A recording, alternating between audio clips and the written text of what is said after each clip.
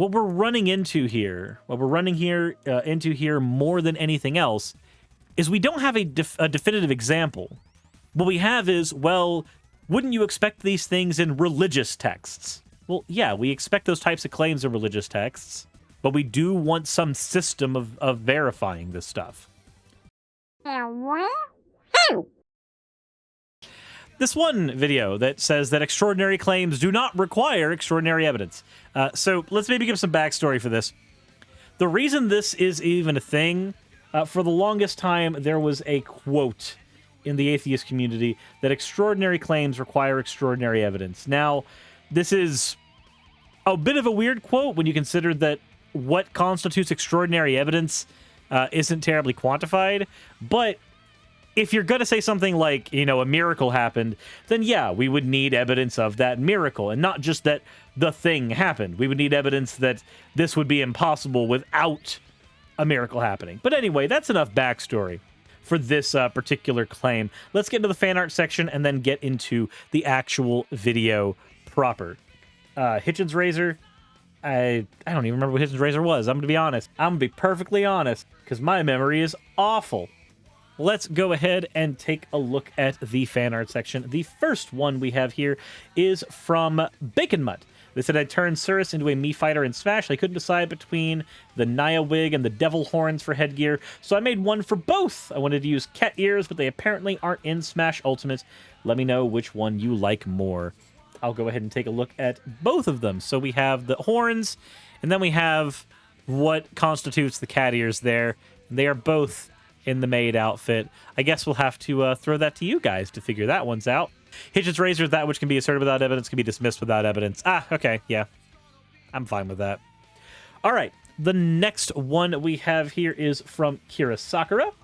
Suris napped while his model was standing up. Nurse Suris was literally the first thing I thought of. Just snooze. Just snooze. As always, thank you all for your fan art submissions, and hopefully, if you want your fan art to be shown in a future video, you will drop it into the fan art section of the Discord so that we can put them up on future episodes. With that said, let's go ahead and get into the video from the channel Testify about extraordinary claims and extraordinary evidence. Let's go. Cute slogan. I would be ashamed if someone demolished it. But there's a not-so-plausible form of this, which is something that you'll hear in slogan form on the internet, and that is, extraordinary claims require extraordinary evidence.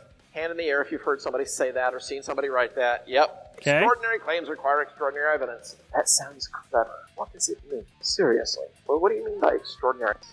I think this argument, or this meme, this slogan, which goes back to Carl Sagan, should be named in his honor. And so I present to you the Argumentum Sagani from the original presenter for Cosmos. Here's how the Argumentum Sagani goes, as best I've been able to reconstruct it after reading way too many people arguing on the internet. It goes like this. Premise 1, extraordinary claims require extraordinary evidence. Premise number 2, claim that a miracle has occurred is extraordinary. Therefore, first conclusion, any evidence supporting it ought to be extraordinary as well. Premise 4, I'm not sure what I mean by extraordinary. That premise 4 is actually where I've ran into issues. But I think I might be able to formulate this a little better. If we actually put down a concrete definition for extraordinary, I would say anything that can only be explained by miraculous causes. Not something that has a low proportionary chance of happening. Not something that had a chance of happening but was very unlikely. Not something that we've seen once or twice, or not something that it's the first time it's ever happened, but we could actually work out how it happened. No, it must be something that has no explanation whatsoever that we can come to naturalistically. Then yeah, at that point I would say that the claim would at least merit something along the lines of extraordinary evidence, at least tepidly. There, that's as far as I'll get there. Premise 5, but whatever you come up with, it's not going to work. Therefore, 6, no one is justified in believing any miracle claim. And again, if we just rework number 4 to have a proper definition of extraordinary, then this is not actually the syllogism. Okay, so I want you to imagine for a moment that Tim McGrew is actually, like, presenting a class on this. This is not how you would properly write out the syllogism, because this would be considered a straw man version of this syllogism. But, you know, let's continue.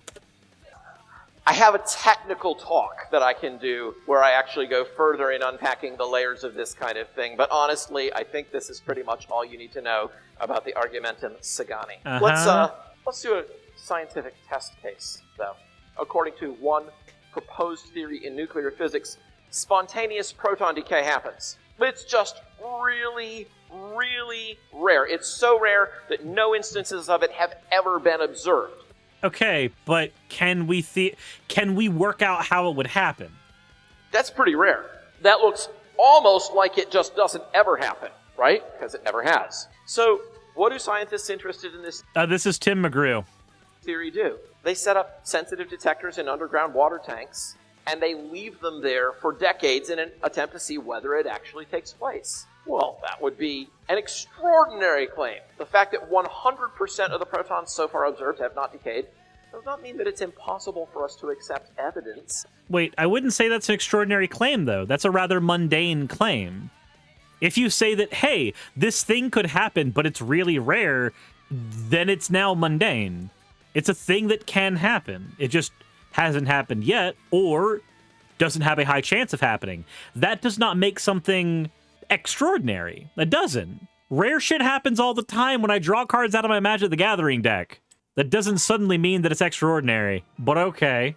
Of such decay, we even try to set up and look for it. Look, what we're asking for here is not some kind of special religious exemption clause from reasoning. We're just asking that there be no double standards. Well, that's not a double standard, because, again, you built a bad syllogism, and now you're basing this entire thing off of a bad syllogism. As long as we are okay having an actual definition of extraordinary, then you stop having these problems. Again, double back to what I said about extraordinary claims. If we take the definition of extraordinary to not just be something that's rare, or something that is unlikely to happen, but we could theoretically showcase it happening, extraordinary would be something that has no other alternative explanations. Cannot happen. Has a 0%.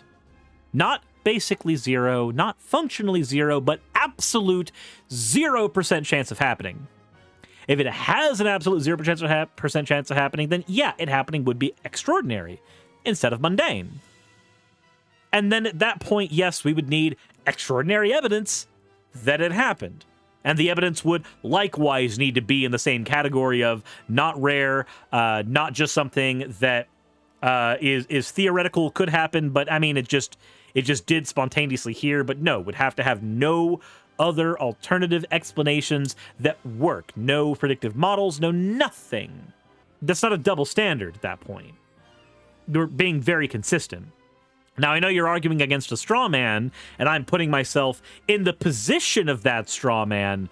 So maybe there's merit in pointing out that this is not the way we tend to do argumentation. But at the same point, when you make a poorly constructed syllogism, I'm going to beat the fuck into it, okay?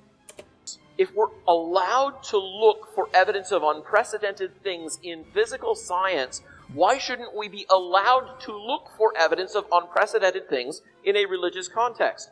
Yeah, go ahead. Look for evidence. And when you find some, come back to me. When you find evidence of a virgin birth happening, when you find evidence of things happening spontaneously, like creation, not a reassemblance of matter, but creation, then by all means, come back. We'll talk. Potentially. And nobody's stopping you from looking for this evidence and failing. Nobody's stopping you. You can do it. You say, wait, but Hume covered that. He already got that. He told you it's because it's religious and people make false miracle claims in religious contexts way more often than in any other. I agree. People also make false scientific claims.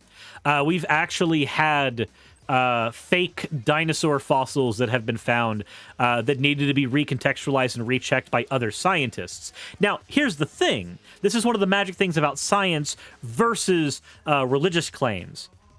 Not necessarily all religions are bad, first of all. I need to throw that out there right now. But when it comes to a religious claim, specifically of the monotheistic kind that you're working with here, there is no peer review mechanism. There is no self-correcting mechanism. If a miracle happens, how do we observe it? How do we verify it? How does that happen? Now, bear in mind that I'm actually cheating a little bit here. I'm actually kind of cheating. Because science does not say that everything that happens in the world is natural. That's not what it does. Science operates under methodological naturalism, which means that for the purposes of experimentation, for the purposes of argumentation, the scientific method operates as if all that exists is natural. Not a black sheep. Thank you very much for the holy fuck tier 3 subscription. That is massive. Thank you. So trying to argue that the methodology of science, which presupposes naturalism, for the purposes of conversation, for the purposes of experimentation, not necessarily to presume that that's all that there is, I am cheating a little bit by asking that we use the same standards for religiosity and religious claims. But until you can give me some method that operates similarly that can be used to verify those claims, then we're going to run into the same issues. And again, remember, we are sticking with our definition of extraordinary, something that has a 0% chance of happening, something that can't be explained any other way. They do. And that's a reason to be cautious. Who wants to be a sucker? Does anybody want to be taken in? No. But if... I mean, I'm fine being taken in. It depends on whose mouth. We're talking about suckers, right? Oh, God. Maybe I shouldn't be horny on Maine. Let's go. Really were a God who really did want to communicate something to mankind and to seal that in a way we could not mistake as coming from just a clever philosopher or an inspired poet, then isn't that exactly where you would expect a miracle to take place? I mean, sure, but if we're talking about this resurrection here, we haven't even demonstrated that Jesus was one guy and not a potential amalgamation of multiple people. We haven't even demonstrated that the things purported to happen to and around Jesus in the Bible actually happened. I'm not a mythicist. I believe that Jesus, as a person, Jesus of Nazareth, definitely existed at some point in time. I don't have a problem accepting that claim. Also, Ash in Ashpadel, thank you very much for redeeming your points for an ada, you fucking monster. I don't have a problem accepting that claim. It's when you add the miracle claims on top of it. It's when you add the resurrection on top of it. When you add all that on top of it. We would need other records to guarantee that this stuff actually did, in fact, happen, especially the resurrection. And not a nameless account of 500 people where none of them actually can be accounted for in any other writing. That's what we would need. And even then, what we're running into here, more than anything else, is we don't have a definitive example. What we have is, well, wouldn't you expect these things in religious texts? Well, yeah, we expect those types of claims in religious texts, but we do want some system of verifying this stuff. It's also very strange to me that all of these magical things apparently were able to happen 2,000 years ago, but in the here and now, for the last several decades, at least for the last several decades, this stuff just doesn't happen anymore, which is really weird. So, if there isn't a God, you would expect that there would be miracle claims in religious context, but if there is one, that would be the very place where he'd be most likely to work it. So that one pulls both directions. Does it, though? Hold on, but this just feels like a really bad application of... This feels like bad Pascal's wager. It's not a slam dunk. Let me quote somebody from 1729, writing while Hume is still a teenager, about the question of evidence, how much evidence we should look for. I do allow, says Thomas Sherlock, that this case, the case of reported miracles, and others of like nature, require more evidence to give them credit than ordinary cases do. You may therefore require more evidence in these than in other cases, but it is absurd to say that such cases admit no evidence when the things in question are quite manifestly objects of sense. Okay. Do you think that you are competent with your functioning senses to tell the difference between a dead man and a living one? No, let me rephrase that. How many of you had a best friend in high school? Wait, what is he trying to get at this point? Hold on. So, the parts he underlined had to do with the issue he brought up in the very beginning of the video, where he said that, oh, well, do you mean that nobody,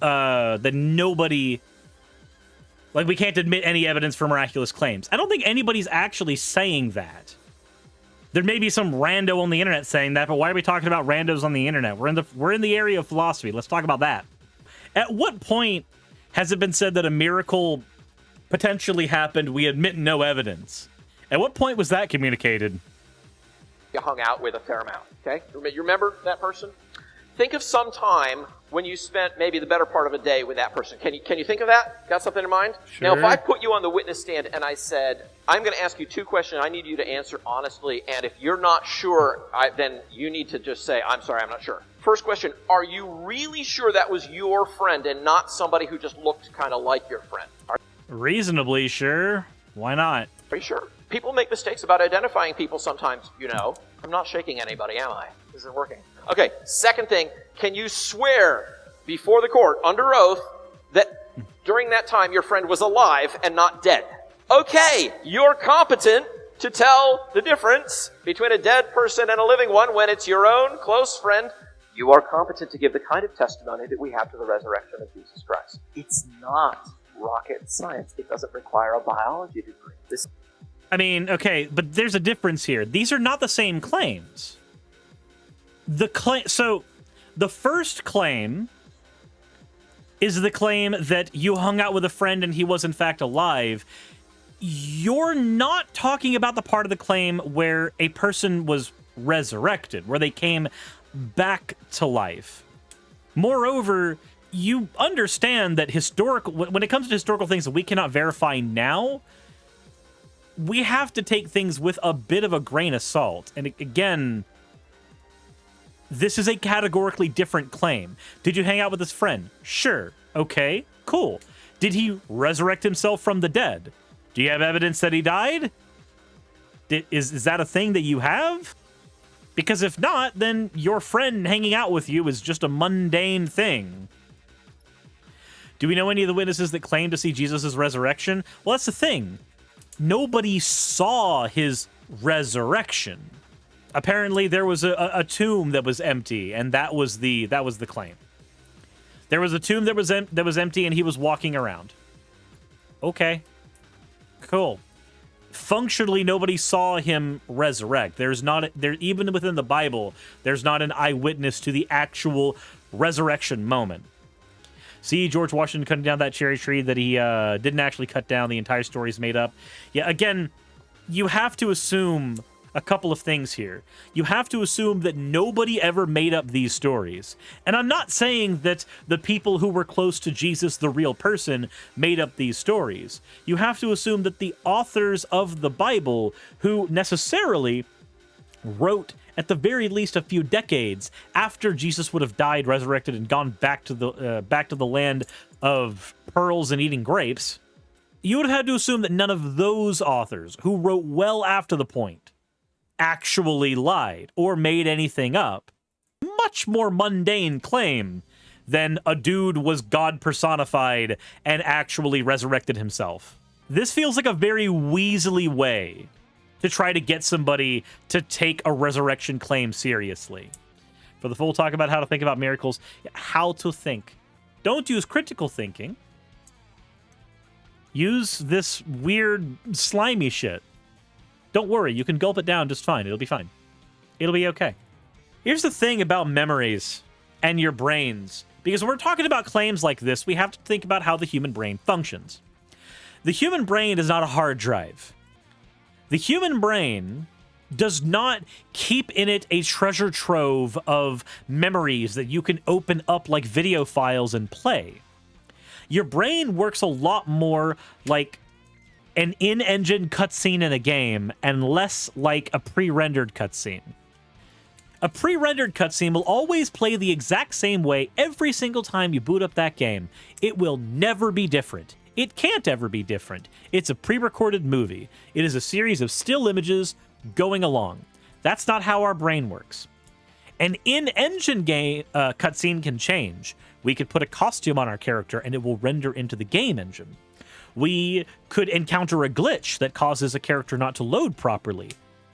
There's 1,012 ways to break an in-engine cutscene.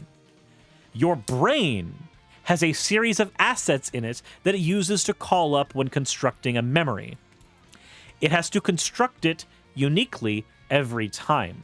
It's one of the things that allows us to daydream and explore our thoughts.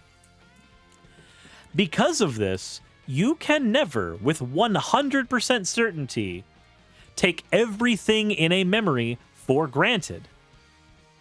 Because your brain is not ever constructing a perfect eidetic version of that memory. Because that's not how memories work. Now, I want you to assume that those memories are now 30 or 40 years old and potentially given to you from other people, and then you wrote them down. That's the kind of scenario we're dealing with the Bible. We are not dealing with a person directly testifying about hanging out with their friend John on Tuesday. We're talking about somebody 30 years after the fact who might not have even been the person hanging out with Jesus to begin with, giving us that information. It is not as mundane as you seem to be putting it up. That said, now I want to throw the question off at you. What do you think of this methodology of looking at extraordinary evidence, extraordinary claims? I personally feel like this is a really easy way to make people accept bullshit. But let me know what you think in the comment section below. Plenty of ways to do so. And if you want to support my channel and what I do, maybe hit the like button, maybe subscribe, maybe consider being an absolute fucking degenerate. Go into Cuddly Octopus /product/Suris, or just go into Cuddly Octopus and typing in my name. Those could be easy ways of getting to absolute degeneracy. Stuff that's definitely getting you sent to hell. Definitely. Yes, like Raz. Raz already bought one because Raz is strange. Anyway, as always, everyone, thank you all for being here, and insert end of video tagline here.